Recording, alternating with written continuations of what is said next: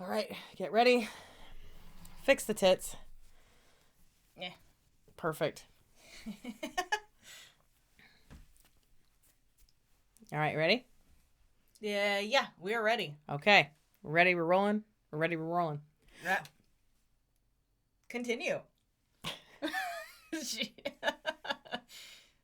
Welcome to the Feral and Unfiltered podcast. I'm Cornelia Swallerbottom, and this is Terrible, Awful, Horrible Jim. Fucking Jim. I'm Cat Jack. And I'm Red. And you're watching the Feral and Unfiltered podcast. So, fun fact, Terrible, Awful, Horrible Jim was the name I gave my teddy bear when I was 4. Oh, why did you name me that today? I don't know.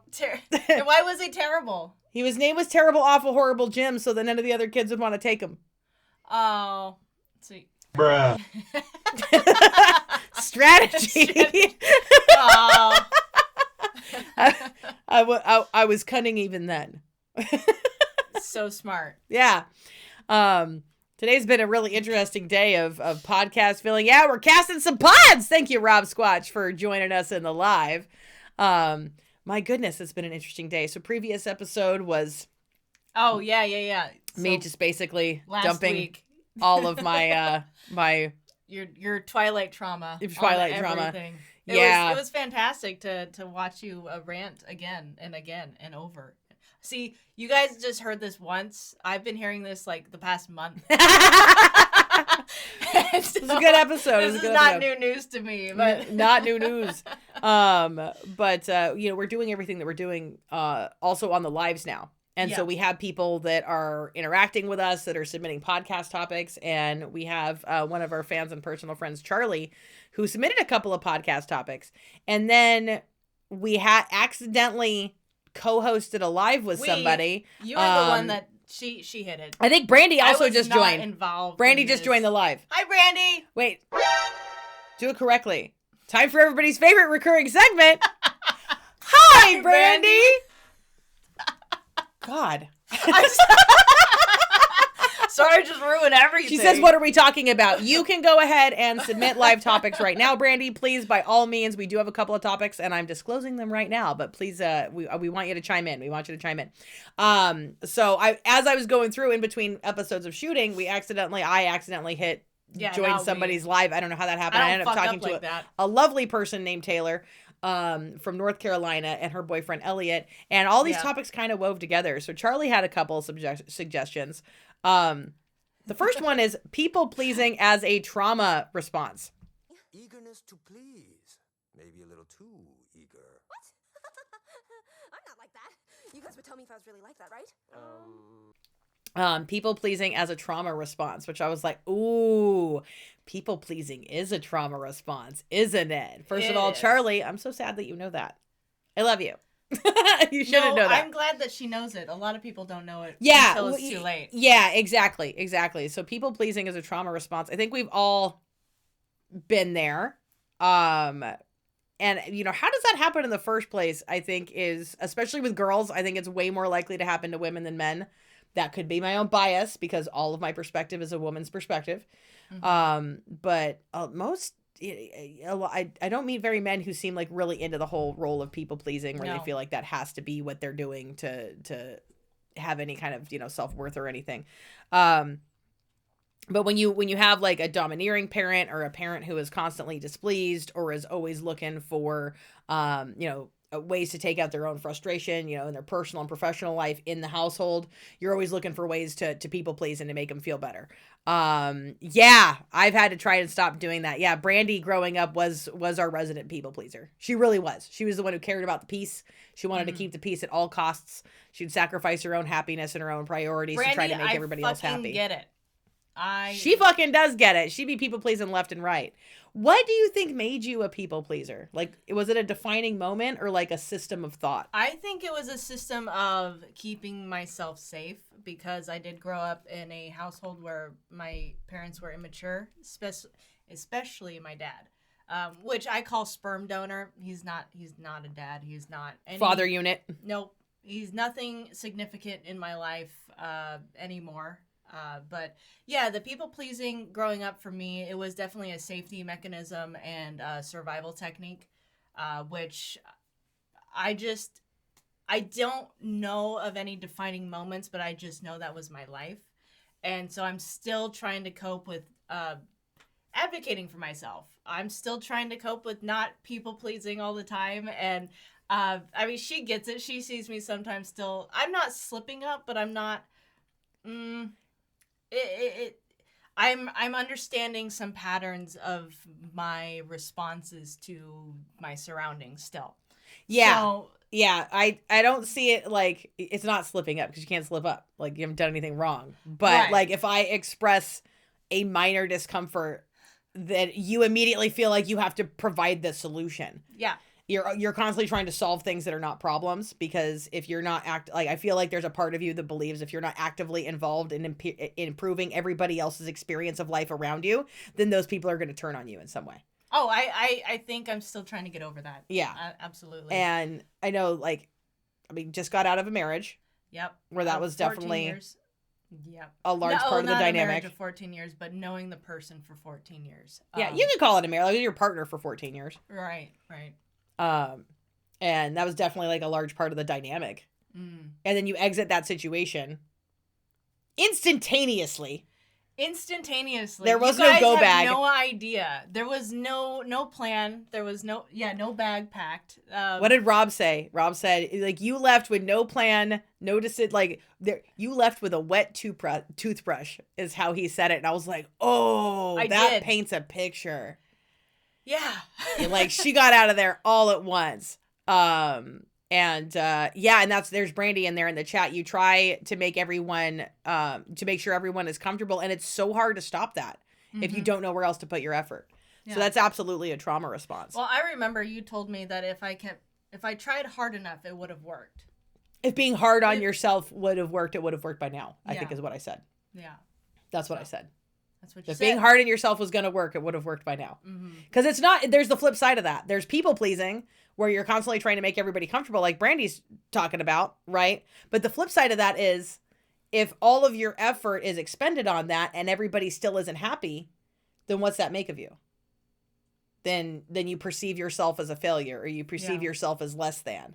And if somebody else sees you seeing yourself that way, it's very easy to exploit you. I feel like that's two sides of the same coin It here. is. Yeah, it's exactly it absolutely is. Because if somebody sees you undervaluing yourself because you haven't pleased that person enough, it's very easy to exploit you, and they can whisper in your ear things that confirm that bias. Instead of going, no, it's not your job to make me happy all hours of the day and night and make me comfortable. Somebody should also be making you comfortable too. Your needs matter. The flip side of that is, an evil person can be like, you know what, you're right. Yeah. You are trash for not making me feel better right now. You are trash for not accommodating this ridiculous need of mine. And you should feel bad. And the more you feel bad, the less you're going to question your situation. Yeah. So people pleasing definitely serves the oppressor, and it certainly serves the patriarchy. And then, so how do we get out of people pleasing? We have to try to rebuild our own confidence, right? And energy vampires look for us. Colin Robinsons. Yes, the Colin Robinsons of the world absolutely do seek out the people pleasers.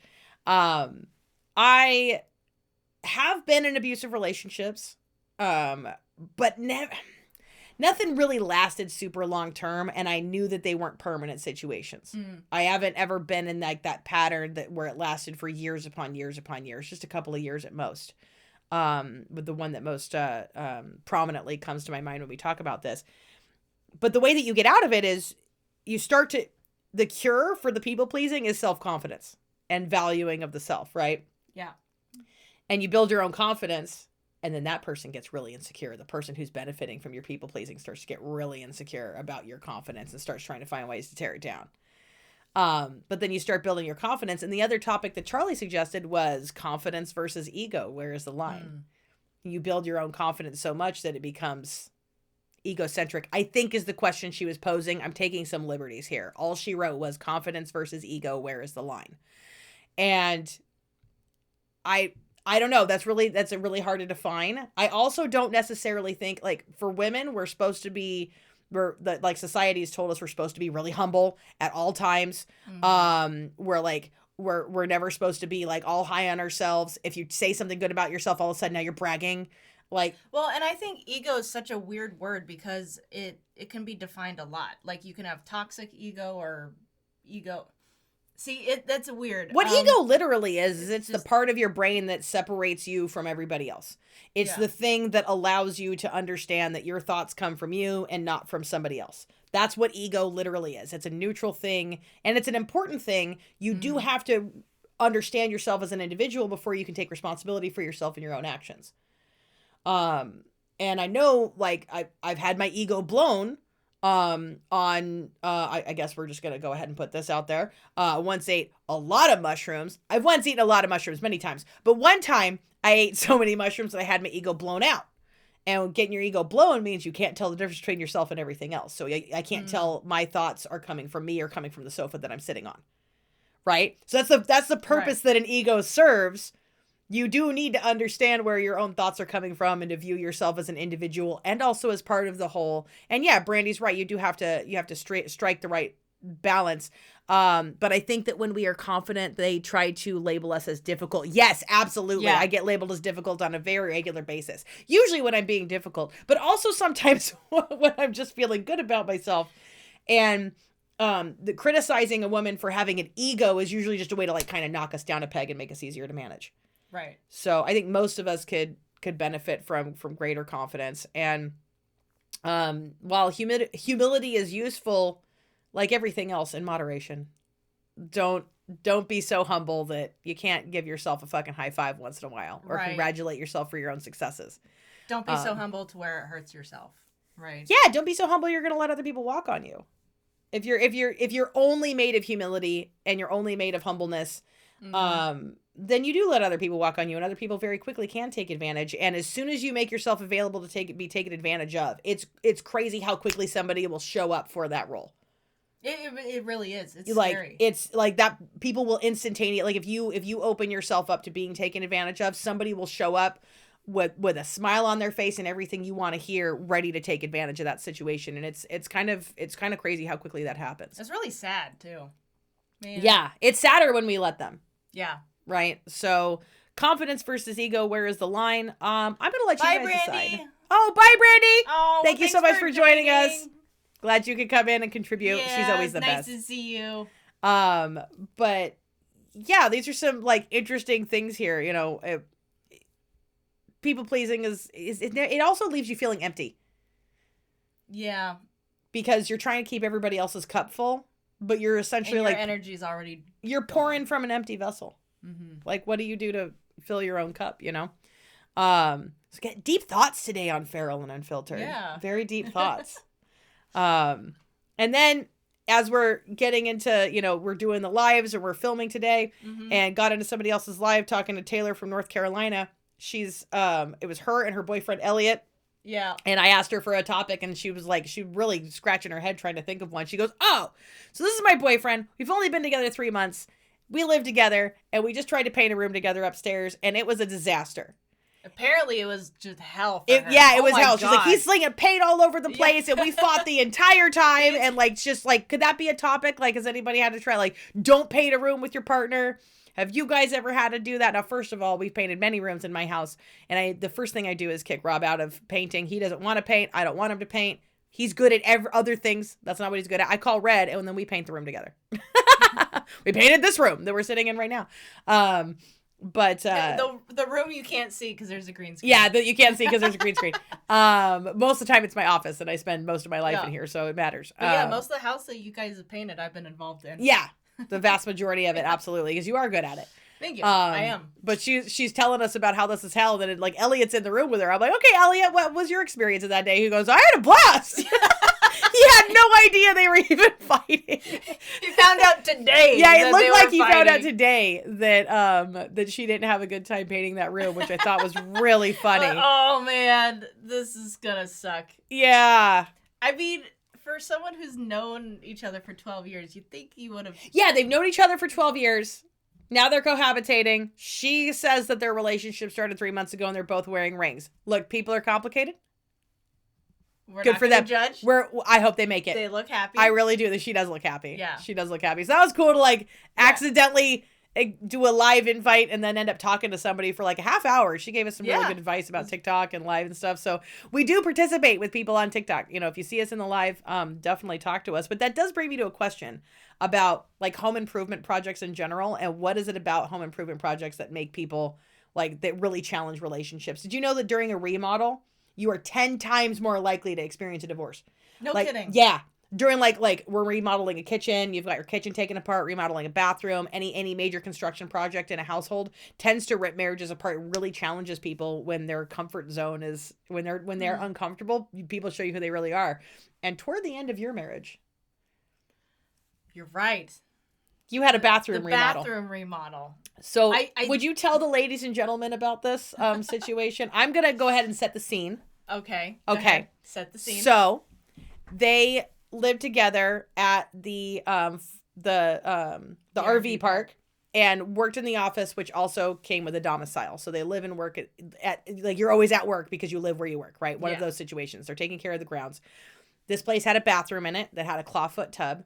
He hated the clawfoot tub because he slipped and fell one time. And he wanted this place remodeled. This is not a home that they own. This is somebody else's house, and he wants a lot of work put into it. Red, being the astounding level, I mean, you were like commanding level people pleasing at this point in your life. Say, yes, we'll remodel it. Red, take it from here. Tell us what happened. All right. Well, to be fair, Oh, to be fair. To be fair. To be fair. To be fair. To be fair. To be fair. To be fair. I did want that bathroom remodeled anyways. It was pretty scary. And the clawfoot tub was pretty tall. I'm very short. So getting in and out was necessary to just kind of remove that whole situation. But Sure. so the whole remodel from start to finish, I'm the only one doing it. And And have never remodeled a bathroom before. I'd never remodeled a bathroom before. I've done home improvements like my whole life anyway, so it was nothing really new. We could figure it out. We as in me. There was major plumbing involved. Yeah, that I was actually wanting to get an actual plumber, and he would always complain about how plumbing was the worst and he would never do it. And then I'm like, okay, well then let's just call Nate. He's like, nah, we'll figure it out. So there was always flip-flops back and forth about this. So he acknowledges that plumbing is difficult and very skilled labor. Uh-huh. You say, great, let's get a plumber. He says no, nah. and then still doesn't do it himself, which means he says, no, I want you to do it. Right. So. Proceed. This is just going to get better and better. There you Let's talk this out. All right. So we find the kind of decor, the remodel that we want to do. Last minute, he changes it on me, which we've already by this time have spent $900 something on everything. All the materials are here. Everything's ready to go. On a space that they don't own. But we did get approval to do it. Yes. So everything that I've put forth into this project will have already made the property better. I've made the property better by hundreds of thousands of dollars probably at this point. So he changes it up on me last minute, which fucks with my brain. Yeah, I get pissed for days because of this. Well, what he changed was he wanted you to spend an extra several days painting, doing a different paint job and like hand painting a gradient in the room. Yeah, I remember this vividly because I was already looking for ways to hide the body. I was already like, I know you guys were still married at that time, but like behind the scenes, I was over here with Rob, like this motherfucker fucking with my homie so hard. And I was just I wanted it done. You wanted it done. So we get to starting on it, and by this time I'm like trimming up all the seams. I'm throwing caulk everywhere. Caulk everywhere. To do that. Whip it out. And so Rob actually helped me for the first day.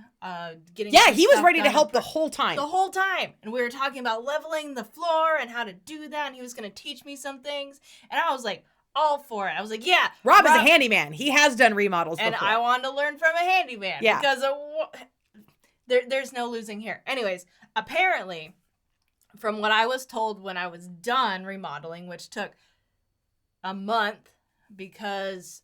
Honey, it was 3 months. It was 3 months. You blocked it out. You had no bathroom for 3 months. Holy shit.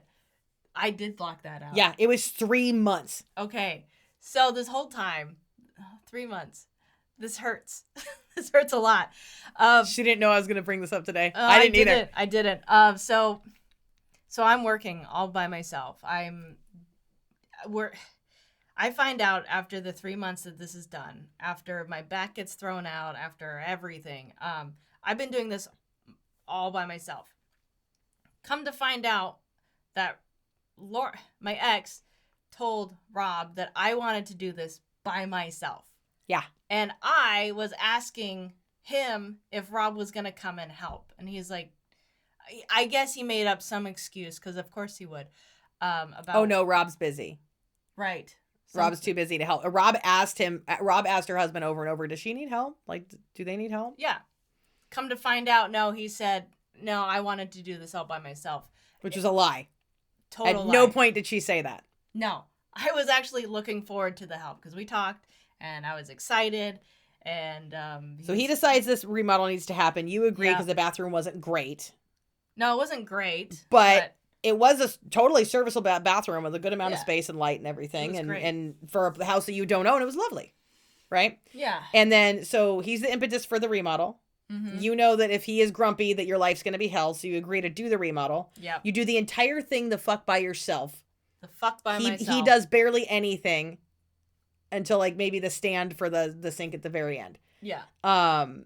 And she built in, like, toward the end of the bathroom, there's this whole massive standing shower that you just walk into. The standing shower was like 5 by 5. Yeah, it was so huge. Nice. And it was like bamboo tile floor situation where like it was an invisible drain and a bench that you had in there, a teakwood bench.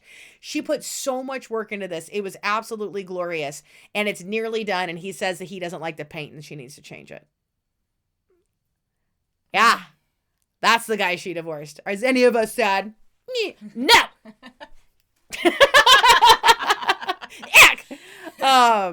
But like that's people pleasing at its most extreme. And then he says, since you did all of the work on the bathroom, you'll never have to do dishes again for 3 days. Oh yeah, that lasted a couple days. Yeah. Yeah. Which apparently I was bad at not doing enough anyways. Yeah. So he's like, I'll take the dishes off your hands since you're bad at them anyways. Yeah. That was really sad. Yeah. He called me a bad roommate once because I wasn't in the kitchen doing enough like dishes or something like that. He's like, I thought we had the agreement, like I cook and you clean and you're like never cleaning. So I'll handle the kitchen because you're not you're not acting like my wife. You're acting like a bad roommate.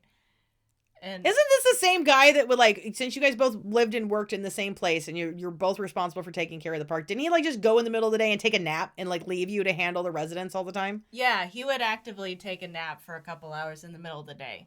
And then just leave you to handle guests, which wasn't supposed to be your job. He's supposed to be managing the office and handling the people, and you're supposed to be taking care of the grounds. Mm-hmm. And not dealing with the people and checking in guests. Right. So he expects you to do both things when he feels like taking a nap. I had to do both things several times. Yes. And he knew you would because why? Because of the people pleasing. Yeah. You were. Now you're a recovering people pleaser. Yeah. It's still hard though because I can still catch myself doing some I want to fix it. I'm a fixer. Yeah, but because you're a fixer, sometimes you see problems where nothing's a problem. Right, and I'm trying really hard to not.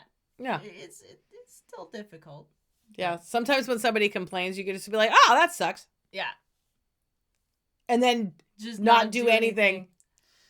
And it's fine. Yeah. And they'll be like, thank you for hearing that sucked. And then we move on with our day.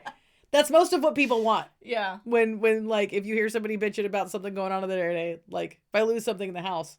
Yeah. If I ask for your help, like, give it to me, sure.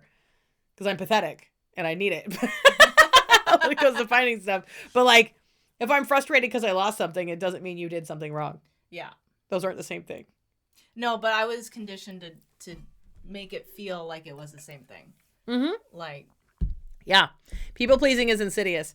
Yeah. And it's usually taught to us at a very young age through the examples that are set for us. Mm-hmm. So you probably had adults that were people pleasers. You had somebody who was a domineering asshole, and then you had somebody who was a people pleaser constantly trying to change it. Yep. It's not always the mom's the people pleaser and the dad's an asshole. But it's usually the case because that was the case in my situation. Yes. And in my very young life, it was as well. My dad has since become a much better person. We have a great relationship now, but he was kind of a prick growing up. And my mom was constantly running around trying to fix it. Right. And it was heartbreaking to watch. But like, you don't know any different. And then you go into your first relationships and you make all the same mistakes and you realize like, oh, fuck, this isn't for me. And then I ended up in progressively better and better relationships until I'm in the one I'm in now.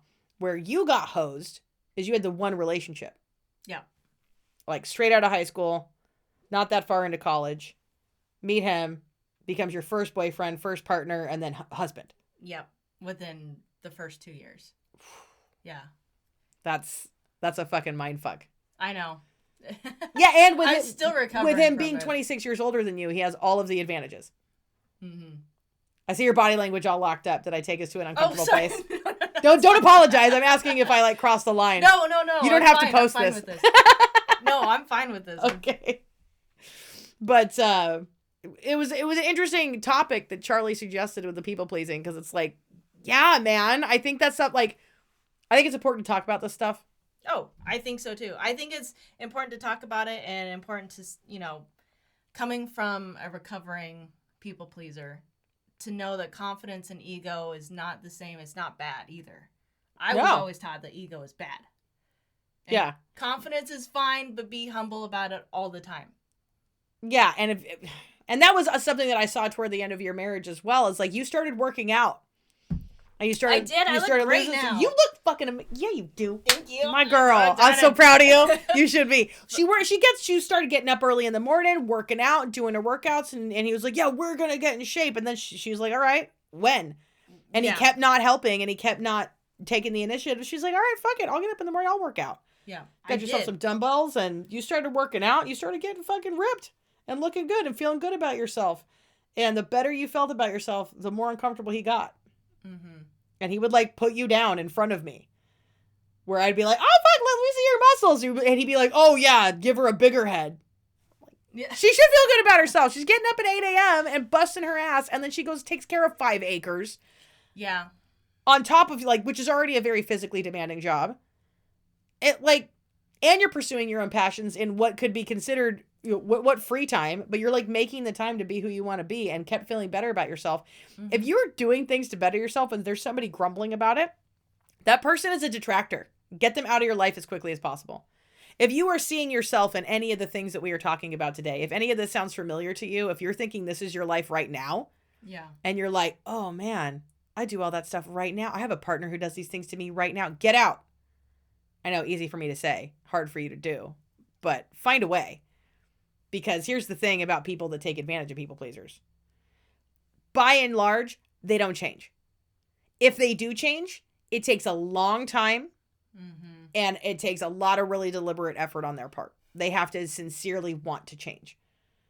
You know, after more than a decade in AA and going to meetings every single day and reading books and finding ways to be a better person and making amends and really taking accountability for his own behavior. Now me and my dad have a great relationship. But I think that's more the exception and not the rule. Right. Most people who take advantage of people pleasers don't change. I don't think they want to change because it's easy Why? for them. Yeah, exactly. The whole scenario benefits them. Yeah. So again, this is always coming back to what some of Cat Jack's central themes and wisdom here, which is like, who does this serve? Always ask yourself that question. Does me believing this about myself serve myself and my goals, or does this serve somebody else? And if you're thinking this might serve somebody else, ask who. Mm-hmm. And you're probably going to find it's time to make some changes, right? So some of our episodes of Feral and Unfiltered are very light and funny and hilarious. Some will get a little bit more serious, but it's unfiltered, man. What comes, comes. These topics came from you guys. So people pleasing is a trauma response, and confidence versus ego. Where is the line? Those both came from Charlie. Thank you so much, Charlie. Thank you, Charlie. Yeah. And Taylor, been together for a couple months, had to paint a room together. Girl, I wish you all the best. You're in the 3-month phase. You're in the honeymoon phase. Whether you've known each other 12 years or not, you're in the honeymoon phase. And that's a good phase. That's a good time. Honeymoon phase is fun. You can't keep your hands off of each other. All you want to do is hang out. You put on a couple of pounds of happy weight because you're staying home on the weekends instead of going out and doing stuff, and you're eating snacks, and hopefully just fucking all the time. And I hope it's good. I really do, from the bottom of my heart. Just make sure neither one of you ends up people pleasing, and you'll make it. It'll be all good. We believe in you, Taylor. Thanks for being with us here today. Are we there? Did we make it? Is this an episode? I mean, I think we might be, girl. I mean, God. we're definitely over the 20-minute mark, for sure. Fuck. All Yeah. right. I mean, do you have more to add? Well, I can't wait to get back into a honeymoon phase. Yeah? Yeah. Are you actively recruiting? No. Go ahead and describe your ideal partner right now. We're going to find you one. Okay. We're going to go video dating for Red right now. Oh, no. Oh, God, she's gone. She died.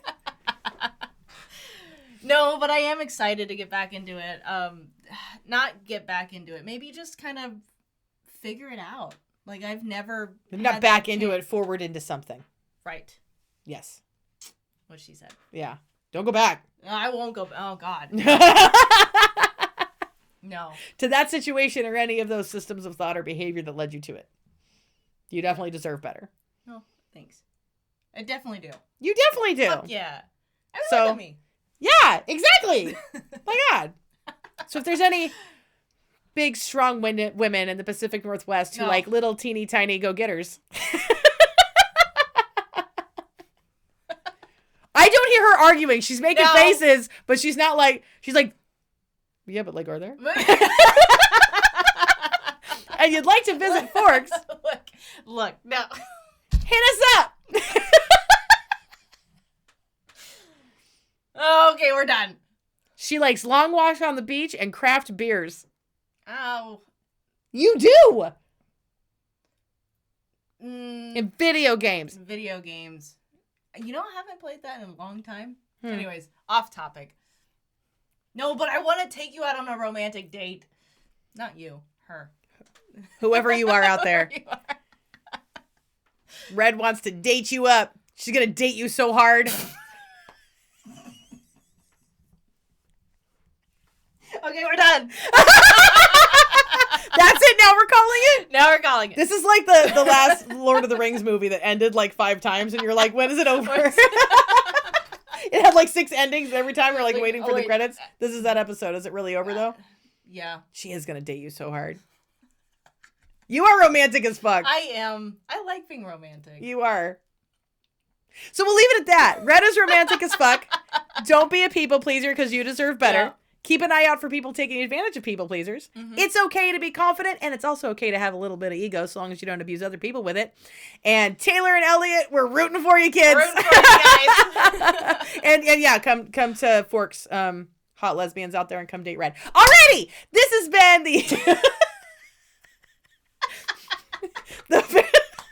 You're at no point did you say stop. At no point did you be like, no. No, don't. You're not. No, you don't want to meet anybody. Especially not. Don't come here. Avoid her.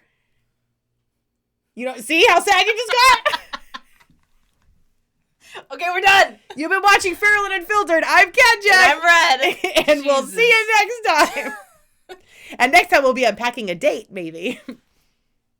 No.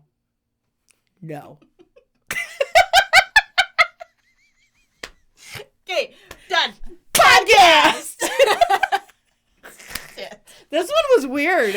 It ended weird. I mean, would it be us if it didn't? All right. Land of many buttons. Buttons.